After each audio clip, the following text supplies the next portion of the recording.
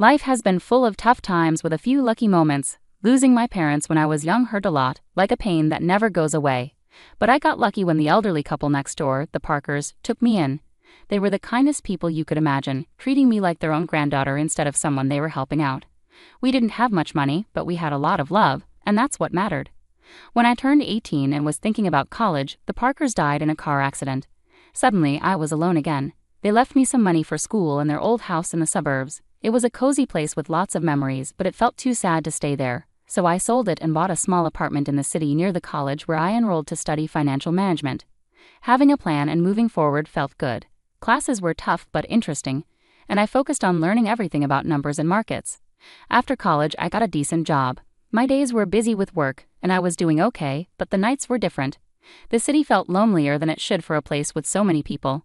That's when I met Tom at a friend's party. He was loud, funny, and didn't care who noticed. His energy was contagious, and we clicked right away when he accidentally bumped into me, spilling my drink. "Hey, watch it," I said, more surprised than angry. "My bad, let me make it up to you. What were you drinking?" Tom said with a big grin. "Beer, just beer," I replied, trying not to smile too much. "2 beers, coming right up," he shouted over the music as he headed to the bar. That was Tom, simple, straightforward, and no fuss. We spent the whole night talking about everything and nothing. We found out we both loved old movies and hated sushi. Talking to him was easy, and when the party ended, I didn't want to say goodbye. A year later, he proposed. There were no dramatic gestures, just him, me, and a ring he awkwardly pulled out of his pocket while we were watching TV. "Marry me," he said, holding the ring so tightly I thought he might crush it. I laughed, not because it was funny, but because it was so typical of us. Perfectly imperfect. "Yes, of course, you big goof." Getting married didn't change much at first. We were the same, just officially a couple, which felt right. We settled into life together in my small city apartment, still close to the hustle but now with someone to share the quiet moments. Life felt full, and for the first time in a long while, the evenings didn't feel so empty. Settling into married life had its comforts, but life has a way of throwing curveballs. Tom's parents, Mr. and Mrs. Dawson, were wonderful. They lived in a cozy suburban home and welcomed me with open arms from the start. I could see where Tom got his easygoing nature. Their warmth was a balm for my heart, which still ached from losing my own family. "I'm so happy you're part of our family now," Mrs. Dawson would often say, squeezing my hand with such kindness that it warmed and overwhelmed me at the same time. "Thank you. I really appreciate how welcoming you've been," I replied, feeling genuinely grateful. Visiting them became our weekend tradition. Those days were filled with backyard barbecues and long conversations over cups of hot coffee. Life felt good, simple, and sincere. But then things changed. Tom was called away on a long business trip, a whole year out of state. It was a great opportunity for his career, but the timing couldn't have been worse. Just as he left, Mr. and Mrs. Dawson's health declined rapidly. It happened so quickly that Mrs. Dawson, bless her heart, sounded frantic with worry when she called. "Grace, I hate to ask, but I really need your help here. Mr. Dawson is not doing well," her voice thick with tears she was trying to hold back. Without a moment's hesitation, I packed a bag and went to the suburbs. Seeing Mr. and Mrs. Dawson so frail shook me deeply. He had always been a pillar of strength and now looked fragile, connected to life through a tangle of medical equipment. I seamlessly settled into their routine, taking care of cooking and cleaning while Mrs. Dawson focused on Mr. Dawson's care. In the evenings, I sat by their side, reading aloud his favorite books, often finding him asleep before I finished a chapter. "Thank you, Grace," he'd whisper on the good days, his voice a mere whisper of its former strength. "It's my pleasure, really," I'd reply, squeezing his hand gently, hoping to offer comfort through my touch. One quiet afternoon, as I was chopping vegetables for dinner, Mrs. Dawson sat down at the kitchen table looking older than her years. "Grace, I don't know how to say this, but we're in a bit of a bind," she began, nervously twisting her hands together. "Mr. Dawson was the main earner, you know, and with him like this?" I set down the knife, giving her my full attention. "We're in a tight spot, honey. I hate to ask, but could you consider renting out your apartment? It might help us get through this rough patch," Mrs. Dawson said, looking down with clear embarrassment. I didn't hesitate for a moment. "Of course, Mrs. Dawson. I'll take care of it right away," I said firmly, wanting to ease her worries. The apartment rented out quickly, and every month I faithfully sent the rental income to Mrs. Dawson, along with money for groceries and bills. It wasn't easy. The commute to my city job became a daily struggle. But family sticks together, right? That's what I kept reminding myself, even on the toughest days.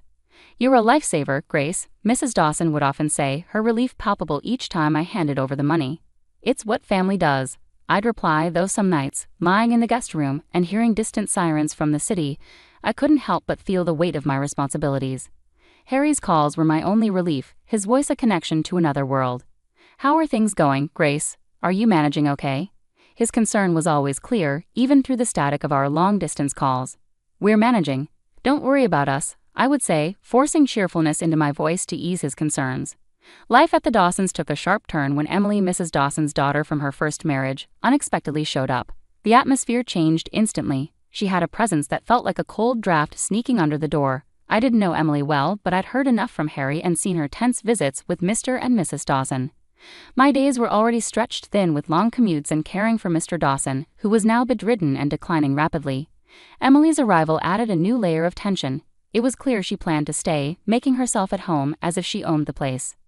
One evening after a particularly tough day, Mr. Dawson motioned for me to come closer, his voice a strained whisper. "Grace, you need to watch out for Emily. She's not a good person," he said, his tone grave and urgent, sending a chill through me. "I understand, Mr. Dawson. I'll be cautious," I promised, though I wasn't entirely sure what I was preparing for. True to Mr. Dawson's warning, Emily wasted no time asserting her authority. The first indication came one morning when I found her in the kitchen, a storm cloud over the breakfast nook. "Just so we're clear, I'm not here to play housemaid or chef for anyone," she declared sharply, sipping her coffee and eyeing me as if I were intruding in her mother's kitchen. I was taken aback but kept my composure. "Okay, Emily, I've been handling things so far, and I can continue," I replied, trying to keep the peace. "Good, because I don't plan on lifting a finger. This is Mom's house, after all," she snapped back, her eyes challenging me to object. From then on, Emily ensured her presence was felt, but not in a positive way. She ordered takeout only for herself and her mother, leaving their empty boxes for me to clean up.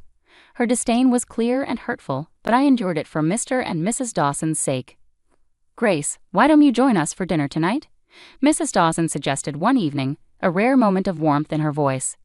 Before I could respond, Emily interjected sharply. "Mom, Grace has been busy all day. She probably prefers eating later," her words laced with false concern, yet the message was unmistakable. I wasn't wanted. The days grew more difficult, my workload increasing. Emily's entitlement pervaded every corner of the house. At night, I could hear her whispering with her mother, poisoning her against me with her words. Mrs. Dawson, once kind and understanding, began to change, her demeanor colder, her gratitude less frequent. A couple of weeks later, Mr. Dawson passed away. The funeral was somber, with Harry flying in just in time to bid his farewells.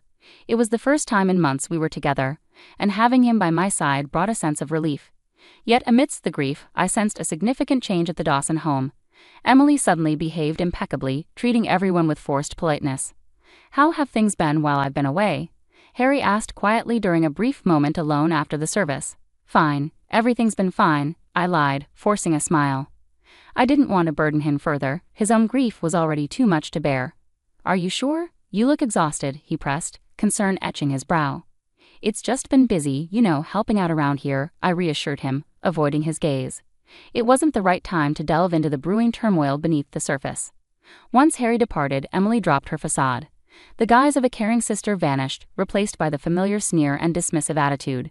The atmosphere in the house shifted drastically.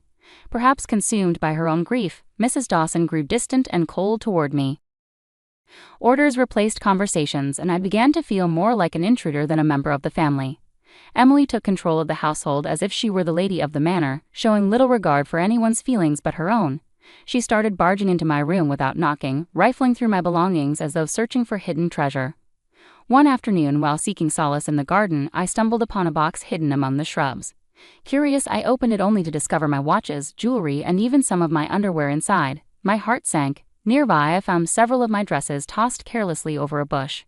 Anger surged through me. Clutching the box tightly, I stormed back inside, finding Emily lounging in the living room as if she owned the place. "What on earth, Emily?" I demanded, my voice trembling with fury. "You can't just throw my things out like this." Emily laughed coldly, the sound echoing mockingly in the room. "You live here? Please. You're just a guest, and not a welcome one at that. You should be out in the garden or better yet, on the street. You're nothing but a freeloader anyway." Her words cut deep, like salt in a wound. I couldn't believe the venom in her voice. Shaking, I turned to Mrs. Dawson, who had just entered the room. "Mrs. Dawson, please tell her she can't treat me like this. This is supposed to be my home too," I pleaded, my voice cracking with emotion. Mrs. Dawson, once gentle and kind, now looked through me as if I were transparent. "This is Emily's house now." "She's right, Grace. Maybe it's time you found somewhere else to live," she said coldly. Her words hit me hard. Standing there with the box in my hands, my heart shattered. The home I had grown to love, the family I believed in, crumbled around me in that moment. Despite everything, I stayed because of a promise I made to Mr. Dawson on his deathbed, to care for his wife and prevent Emily from dominating her. But day by day, Mrs. Dawson seemed to adopt Emily's harsh demeanor. Her words turned cutting, her gaze icy. "You're just idling away here, aren't you?" Mrs. Dawson snapped one evening as I cleaned up after dinner, her voice dripping with disdain. "I'm doing my best to keep things in order," I replied, trying to stay composed despite the pain her words caused. "Your best? I could hardly tell. It seems like you're just mooching off us," she scoffed, turning away without another word. Her words wounded me deeply. I was far from a freeloader. I had rented out my apartment and faithfully handed over almost all the income to Mrs. Dawson. On top of that, I took care of most household tasks while Emily contributed nothing but criticism. Emily, living off her mother's pension, showed no gratitude. "Really, what does my brother even see in you?" Emily taunted nightly, her voice carrying through the thin walls. Each time I bit back my anger and frustration, clinging to the promise I made. But the house grew suffocating, filled with hostility like a minefield. One evening, returning early from work, my world turned upside down. I walked in on Emily and Mrs. Dawson in a heated discussion in the living room, unaware of my presence. "We need to convince her to sell that apartment of hers. You know how much we could use that money," Emily said greedily and calculatingly. "Yes, but how do we persuade her? Grace isn't naive. She won't just hand it over," Mrs. Dawson replied, frustration and greed evident in her voice. "Leave it to me, Mom. I'll charm her into it. Once she signs it away, we can finally live the way we deserve." Emily's words cut through the air like a snake's hiss. Hearing them scheme to take away my only financial security was a brutal dose of reality. Fear gripped me. I couldn't stay any longer. Heart pounding, I slipped away to my room unnoticed. They were plotting to strip me of everything. The decision was clear in that moment. There was no way I could stay after hearing their plans. Quickly gathering my essentials, hands trembling, every second in that house felt like a countdown to disaster. I didn't bother with goodbyes. They didn't deserve them. Sneaking out the back door, I called a taxi to take me to the station. Sitting on the train to Harry's, doubts gnawed at me. Would he understand? Would he take their side? The uncertainty weighed heavily, but the fear of staying was more daunting. I stared out the window, the landscape blurring by, a mix of fear and determination settling in my chest. When I arrived at Harry's doorstep, his reaction was a blend of shock, relief, and curiosity. His eyes widened as he opened the door to find me standing there with my bag, looking as frazzled as I felt. "Grace, what's going on? Are you okay?" he asked, stepping aside to let me in. I hesitated, taking in the familiar and comforting sight of his temporary home. "No, Harry, everything's not okay. Not at all," I replied, my voice catching. He guided me to the couch, concern etched on his face. "Tell me what happened, babe. I'm here for you," he urged gently. I poured out everything to Harry, starting from Emily's return and the deteriorating situation at home, to the financial pressures and the final betrayal. Their scheme to make me sell my apartment. I hadn't wanted to burden him while he was away working. As I spoke, Harry's expression darkened with each detail. By the time I finished, his fists were clenched, his jaw tight with anger. "Why didn't you tell me about any of this sooner?" he asked, his voice a mix of fury and concern. "I didn't want to cause you more stress. I thought I could handle it," I confessed, feeling foolish now. "Grace, damn it, you shouldn't have had to handle any of this alone," he exploded, rising to pace the room. "I can't believe my mom and Emily would treat you like this." He stopped abruptly and faced me, his eyes blazing with determination. "I won't let anyone treat my wife that way. No way," he declared firmly, pulling out his phone. I watched, heart pounding, as Harry dialed his mother. The phone barely rang twice before she answered. I couldn't hear her side of the conversation, but the tension in Harry's posture spoke volumes. "Mom, this has to stop. I know everything now, and I won't stand for it. If Emily doesn't leave and if you don't start treating Grace with respect, we won't be able to support you anymore. No more financial help, nothing." Harry's voice was firm, leaving no room for negotiation. There was a terse exchange, followed by silence. Harry's grip tightened around the phone. "Fine. If that's your decision, then you've made mine," he said finally, hanging up. He turned to me, his expression softening. "Looks like it's just us now, babe. That's all we need," he said, coming over to embrace me. I leaned into him, finding solace in his arms amid the storm of emotions. "Just us," I whispered, feeling the truth of his words. Now on our own, it felt right. Harry and I stayed up late into the night, planning our future without the burden of supporting his mother and Emily. We discussed practical matters like my remote work and our financial strategies, laying the groundwork for a new chapter together, just the two of us. Whatever happens, we're in this together. You and me against the world, right? Harry said with a determined smile. Absolutely, I replied, feeling reassured with him beside me. Against the world. The next few days were incredibly busy. I arranged to work from home with my job, which they agreed to. Harry helped me move my things out of storage and set up a home office in his living room corner. It wasn't perfect, but it was ours, and it felt peaceful. A week passed, and just when things seemed calm, I received a startling call that felt like a blast from the past. It was Mrs. Dawson, her voice now a mix of desperation and boldness. Grace, why haven't I received the money for this month? You know we really need it, she demanded straight away. I was speechless for a moment, shocked by her audacity. After everything, you still expect me to keep supporting you? I asked, more amazed than angry. In the background, Emily's voice came through, angry and sharp. She's just ungrateful. Make her send the money. Taking a deep breath to calm myself, I remembered their hurtful words that had cut deep. Mrs. Dawson, Emily called me a heartless beggar.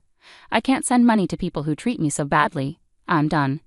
There was silence on the other end, and I imagined Mrs. Dawson's stunned expression. But we're family, she finally said, her voice a mix of anger and pleading. No, family doesn't treat each other like this. Goodbye, Mrs. Dawson, I said firmly, hanging up before she could reply.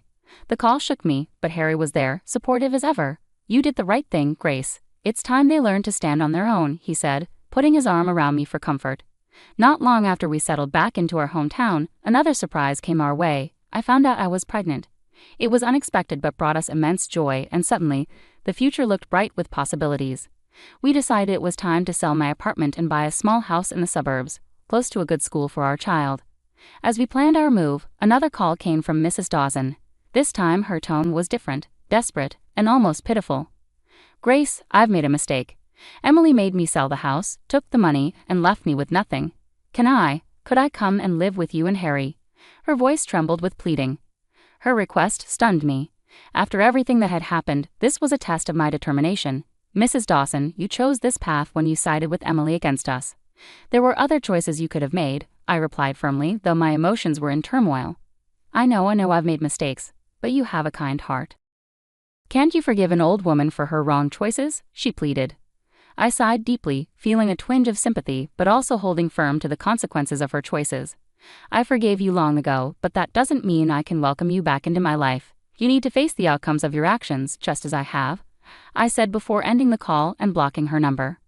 With determination, we moved ahead with our plans, buying a charming house with a small garden where our child could grow and play. On a lazy Sunday morning, as I leisurely flipped through the newspaper over coffee, a headline caught my attention. Local woman arrested for massive fraud scheme.